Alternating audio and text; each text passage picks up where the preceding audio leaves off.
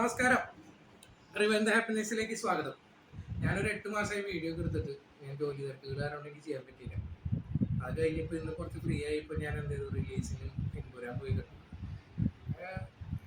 Personally my opinion, എന്താ പറയുക, ഒരു വിഷ്വൽ ട്രീറ്റാണ് ഈ എമ്പുരാൻ എന്ന് പറയുന്ന സിനിമ.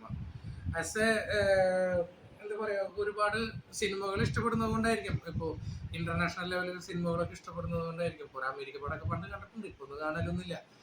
അത് ഇഷ്ടപ്പെടുന്നത് കൊണ്ടായിരിക്കാം ആ ലെവലിൽ ഒരു പടം വന്നപ്പോൾ എനിക്ക് ഭയങ്കരമായിട്ട് ഇഷ്ടപ്പെട്ടു. അതിൻ്റെ സിനിമാറ്റോഗ്രാഫി, അതിന് സുജിത് വാസുദേവന് വലിയൊരു ഹാറ്റ്സ് ഓഫ്.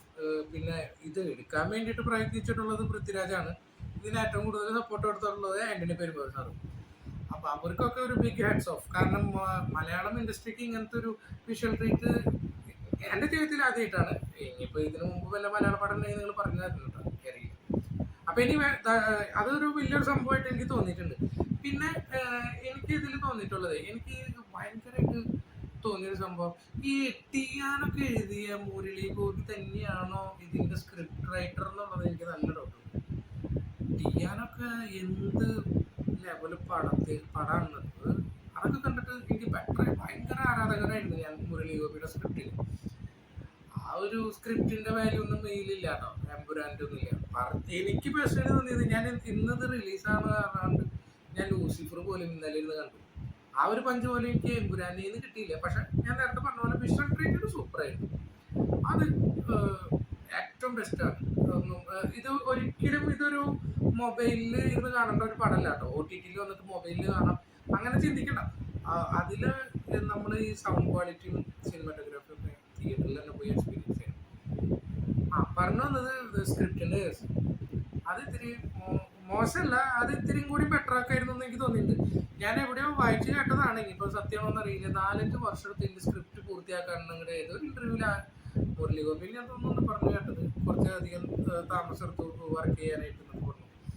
പക്ഷേ അത് എനിക്ക് തോന്നുന്നു 1 വർഷം കൊണ്ട് എഴുതിയിട്ട് ബാക്കിയുള്ളത് ഈ പ്രൊജക്റ്റിന് വേണ്ടിയിട്ട് സമയം കളഞ്ഞതാണെന്ന് തോന്നിയിട്ടുണ്ട്. പിന്നെ ഇതിന്റെ ബാക്ക്ഗ്രൗണ്ട് സ്കോർ അതൊന്നും രക്ഷയില്ല. ദീപക് ദേവ് എന്ന വ്യക്തിയുടെ കയ്യിൽ നിന്ന് നമ്മൾ എക്സ്പെക്ട് ചെയ്തതിനെക്കാട്ടും കൂടുതലായിരുന്നു ഈ സാധനം. പിന്നെ എനിക്ക് പറയാനുള്ളത്, പടം തുടങ്ങിയ ഒരു 45ാമത്തെ മിനിറ്റ് നമുക്ക് മനസ്സിലാവും ഈ പടത്തിന്റെ പോക്ക് എങ്ങനെയാണ്. കുറച്ചൊക്കെ നമ്മൾ നോർത്ത് ഇന്ത്യയാണ്, കുറച്ചധികം സമയം നോർത്ത് ഇന്ത്യയാണ് കാണിക്കുന്നതെന്നുണ്ടെങ്കിലും നമുക്ക് മനസ്സിലായി ഈ പടത്തിന്റെ ഗതി അങ്ങോട്ട് പോകണമെന്നുള്ളത് നമുക്ക് മനസ്സിലായിട്ടുണ്ട്. ഇപ്പൊ നടക്കുന്ന പൊളിറ്റിക്സ് ആണ് അതിൽ മെയിൻലി പറയുന്നത്. ഞാൻ ഇടയ്ക്ക് മൊബൈലിൽ നോക്കുന്നത്, ഞാനിത് എഴുതി വെച്ചിട്ടുണ്ടായിരുന്നു, അത് കാരണം ഞാൻ മൊബൈലിൽ നോക്കുന്നില്ല. ഇപ്പൊ നടക്കുന്ന പൊളിറ്റിക്സ് ആണ് ഇപ്പൊ ഇതില് കാണിക്കുന്നതൊക്കെ. അത് നമുക്ക് എക്സ്പെക്ട് ചെയ്യാവുന്നതാണ്. ഇനിയിപ്പോ ചിലപ്പോ വരാൻ പോകുന്ന ഇലക്ഷനിൽ ഇതൊക്കെ സംഭവിക്കാവുന്ന കാര്യങ്ങളാണ് അതിൽ പറഞ്ഞുകൊണ്ടിരിക്കുന്നത്. പിന്നെ ഇതില് മോഹൻലാലിന് ഫാസിൽ സാർ കൊടുക്കുന്ന ഒരു ഇൻട്രോ അത് എനിക്ക് ഭയങ്കരമായിട്ട് തോന്നി. അത് എനിക്ക് റോമാഞ്ചിഫിക്കേഷൻ ആയിരുന്നു. ഒരു രക്ഷയില്ല. മോഹൻലാലിന് ഒരു ഇൻട്രോ പറയാനായിട്ട് യോഗ്യതയുള്ള ഒരു വ്യക്തി ഈ പറഞ്ഞ പോലെ ഫാസിൽ സാർ തന്നെയാണ്. ആളാണല്ലോ മലയാളം ഇൻഡസ്ട്രിക്ക് മോഹൻലാലിനെ തന്നത്. ഇനി അത് ഭയങ്കര ഒരു റോമാഞ്ചിഫിക്കേഷൻ സീനായിരുന്നു. പിന്നെ പൃഥ്വിരാജ് എന്ന വ്യക്തി ആസ് എ ഫാൻ ബോയ് പല പ്രാവശ്യം ആൾ പറഞ്ഞിട്ടുണ്ട്, ഭയങ്കര ഫാൻ ബോയ് ആണ് മോഹൻലാൽ. അതുകൊണ്ടായിരിക്കാം മോഹൻലാലിൻ്റെ ഒക്കെ ഇൻട്രോ ഒരു രക്ഷയില്ല, പറയാതിരിക്കാൻ പറ്റില്ല. കിട്ടു എന്ന് പറഞ്ഞാൽ കിട്ടും. നമുക്ക് വിസിലടിക്കണോ, എഴുന്നേറ്റ് നിന്ന് കൈയടിക്കണോ, അതൊക്കെ സൂപ്പറായിരുന്നു. അതൊന്നും രക്ഷയില്ല. 3 ഉണ്ടെന്ന് തോന്നുന്നുണ്ട്, 3 ഇൻട്രോ ഉണ്ടെന്ന് തോന്നുന്നുണ്ട് ഈ മോഹൻലാലിന്റെ. ഒരെണ്ണം പുറത്ത് വെച്ച്, ഒരെണ്ണം കേരളത്തിൽ വെച്ച്. ആ ഫോറസ്റ്റിലൊക്കെ ഇടിയുണ്ടല്ലോ, അത് രക്ഷയില്ല. പക്ഷെ എന്നാലും പണ്ടത്തെ ആ ലൂസിഫറിൽ മോഹൻലാലിന്റെ ഇടിയുടെ അത്ര എനിക്ക് തോന്നിയിട്ടില്ല കേട്ടോ. ചിലപ്പോൾ ഇന്നലെ കണ്ട് പോയത് കൊണ്ടായിരിക്കാം, എനിക്കത് തോന്നിയിട്ടില്ല. അത് സൂപ്പറായിരുന്നു. മോഹൻലാലിന്റെ കാര്യം നമുക്കൊന്നും പറയേണ്ടതില്ലേ, അയാൾ സൂപ്പറാണ്. അയാൾ ചെയ്യേണ്ട കാര്യം അയാൾ പെർഫെക്റ്റ് വന്നത്, ആൾ ചെയ്ത് ആൾ പോയിട്ടുണ്ട് എഴുതിക്കോളാൻ. പിന്നെ ഏതൊരു ഷോട്ട് വെച്ചാലും പെർഫെക്റ്റ് ആണ് ആളുടെ മുഖത്ത്. അതെങ്ങനെ ഇവര് എങ്ങനെ ഒരു പ്രൊജക്ട് ഡിസൈൻ ചെയ്തെന്നുള്ളത് കൃത്യമായിട്ട് നമുക്ക് അതിലറിയാം. മോഹൻലാലിന് വേണ്ടി മാത്രം എടുത്തുള്ളൊരു പടം. പിന്നെ ഇതിൽ ഭയങ്കരമായിട്ടൊരു എനിക്ക് തോന്നിയതാണ്, ഒരു 20 വർഷം മുമ്പ് പൃഥ്വിരാജ് എന്ന വ്യക്തി ഒരു ഇന്റർവ്യൂ കൊടുത്ത് നമ്മളിപ്പോഴും പല റീലുകളിലായിട്ട് കാണാറുണ്ട്. 20 വർഷം കഴിഞ്ഞ് കഴിഞ്ഞാൽ എന്താകണം എന്നുള്ളൊരു ഒരു എന്താ പറയാ ഒരു ഇന്റർവ്യൂവിൽ കൊടുത്തത് ഞാൻ കണ്ടിട്ടുണ്ട്. അതുപോലെ തന്നെ ഇതിലങ്ങനെ കാണിക്കുന്നുണ്ട്. ഇപ്പൊ ഇവരുടെയൊക്കെ ഒരു കാലഘട്ടം കഴിഞ്ഞാൽ പൃഥ്വിരാജ് ഞാനാണ് പാൻ ഇന്ത്യ മോളിവുഡിനെ കൊണ്ടുപോകാൻ പോകുന്നത്.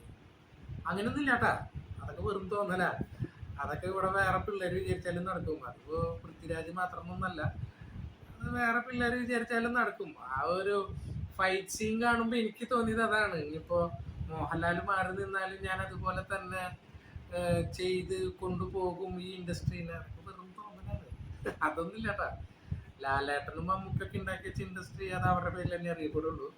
അതിന് എത്ര വലിയ തമ്പുരാക്കന്മാർ വന്നാലും അത് ആ ഇൻഡസ്ട്രി അങ്ങനെ തന്നെ അറിയുള്ളൂ. അത് ഞാനത് ഇത് പ്രത്യേകം പറയാൻ വേണ്ടിയിട്ടാണ് ഞാൻ ഈ വീഡിയോ തന്നെ ചെയ്തത്. എനിക്ക് അങ്ങനെ ഒരു ആളങ്ങനെ ഒരു ഇതിന് വേണ്ടിയിട്ടാണോ ആ ഫൈറ്റ് സീൻ തന്നെ എടുത്തു വെച്ചത് എനിക്കൊരു ഡൗട്ട് ഉണ്ട്. എനിവേ പടം സൂപ്പറാണ്.